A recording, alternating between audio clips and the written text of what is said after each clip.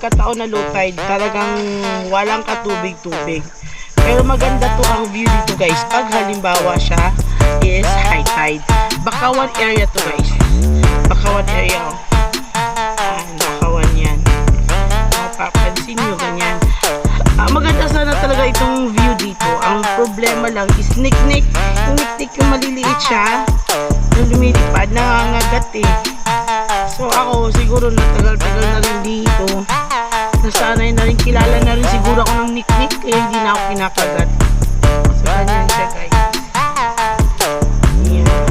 Pero sa susunod na mga araw, pupunta na kami dun sa Babuyan.